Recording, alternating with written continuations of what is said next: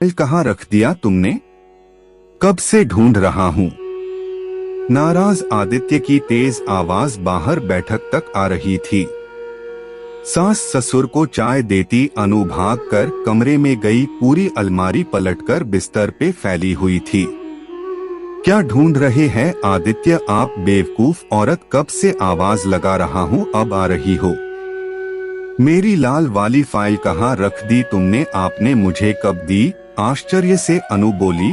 और ये क्या हालत बना दी कमरे की आपने? मुझसे बहस मत करो, फाइल नहीं मिली तो ये सब बाहर फेंक दूंगा।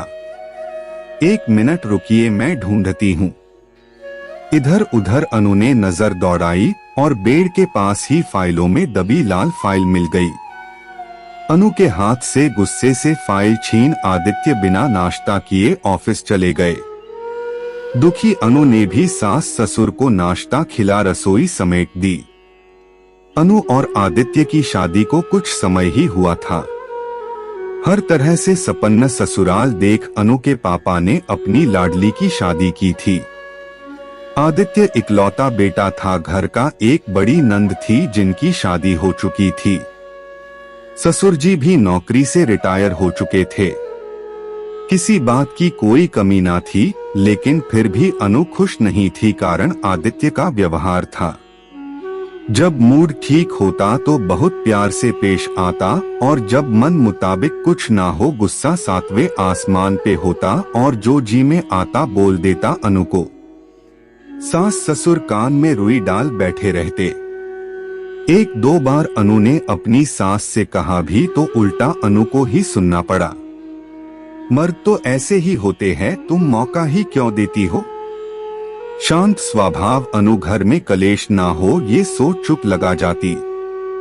बिस्तर पे लेटी सुबह की घटना के बारे में सोच ही रही थी कि फोन की घंटी बजी। बेमन से देखा तो सीमा का नंबर फ्लैश हो रहा था। आज अपनी प्यारी सहेली का नंबर देखकर भी अनु के चेहरे पे कोई खुशी नहीं आई, ना ही फोन उठाने की इच्छा हुई। थोड़ी देर बाद वापस रीना का कॉल आया तो अनु ने ये सोच कर कि कोई जरूरी काम तो नहीं फोन उठा लिया। दूसरी तरफ हमेशा की तरह चहकती सीमा थी। कैसी है अनु? ठीक हूँ सीमा, तू बता कैसी है? चल तैयार हो जा, कल आ रही हूँ तेरे घर। 1 रात रुकूंगी, कुछ ऑफिस का काम तेरे ही शहर में निकल गया है। चल कल मिलती हूँ। और सीमा ने फोन रख दिया। अनु को कुछ कहने या मना करने का मौका ही नहीं मिला। शाम को आदित्य घर आए तो गर्म गर्म समोसे और जलेबी लेकर आए। हाथों में समोसे जलेबी का पैकेट देख अनु समझ गई अभी मूड ठीक था आदित्य का। चाय नाश्ते के बाद अनु ने सीमा के आने की बात घर में सबको बताई। मूड अच्छा था तो आदित्य भी अनु की सहेली के आने की खबर सुन खुश हो गए। अरे ये तो अच्छी बात है, आने दो और तुम भी तैयारी कर लो, आखिर पहली बार कोई आ रहा है तुम्हारे मायके से। आदित्य की बात सुन अनु को थोड़ी तसल्ली हुई और खुशी खुशी अपनी सहेली के आने का इंतजार करने लगी। अगले दिन सीमा आ गई। चुलबुली और बातूनी सीमा ने पल भर में ही अनु के सास ससुर से घुल मिल गई। जब आदित्य आए तो वो भी बहुत सलीके से मिले सीमा से। अनु भी खुश थी। रात को खाने की सारी तैयारी अनु ने कर ली। टेबल पे खाना लगा दिया और सबको सर्व करने लगी। इतने में सब्जी के डोंगे से थोड़ी सब्जी आदित्य के हाथों पे गिर गई। तमीज नहीं है खाना सर्व करने की भी, हाथ जला दिया मेरा। वर्टिकल बार आदित्य ने अनु को घूरते हुए तेज आवाज में कहा तो अनु बहुत शर्मिंदा हो गई। अनु तो आपकी सहेली तो कहीं से लगती ही नहीं सीमा जी, आप इतनी स्मार्ट और आधुनिक, और अनु को देखिए खाना तक ढंग से सर्व करना नहीं आता। जहां सीमा दंग रह गई आदित्य का व्यवहार देख, वहीं सहेली के आगे अपमानित हो अनु की आंखें झलक उठी। आदित्य को कुछ जवाब दिए बिना सीमा ने बेमन से चुपचाप अपना खाना खत्म किया और थकान का बहाना कर कमरे में चली गई।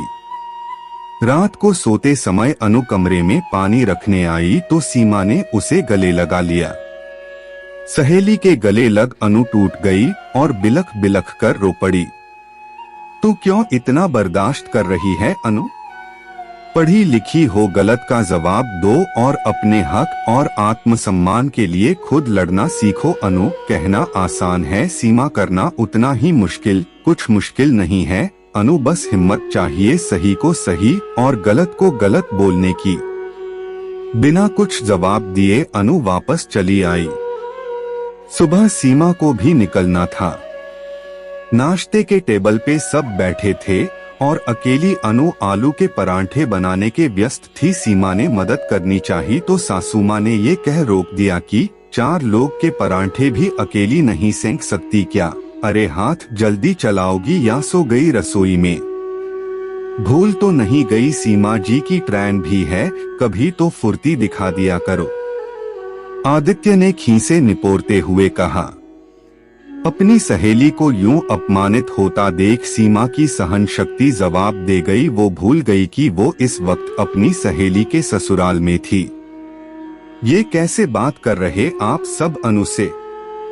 कैसे लोग हैं आप लोग?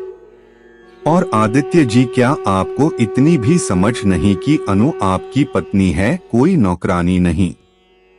मैं कहती हूँ ऐसे तो कोई नौकरानी से भी बात नहीं करता। जब मेरे सामने आप ऐसा व्यवहार कर रहे हैं तो मेरे पीछे क्या करते होंगे? चुप हो जा सीमा। क्रोधित सीमा को अनु चुप कराने लगी। मैं क्यों चुप हूँ अनु? ऐसी सहेली बनाती हो बहू तुम। जरा भी तमीज और संस्कार नहीं है इसे। समझा दो अपनी सहेली को कि वो सिर्फ मेहमान है और मेहमान दूसरे के घरों के मामले में नहीं बोलते। वर्टिकल बार सीमा की बातों से बौखलाई सासू माँ ने अनु को ही डांटना शुरू कर दिया। तमीज और संस्कार मुझ में है, तभी कल से चुप हूँ मान जी। अगर तमीज ही सिखानी है तो अपने बेटे को सिखाए, आप मुझे नहीं, जिसे इतनी भी समझ नहीं कि अपनी पत्नी से कैसे व्यवहार किया जाता है।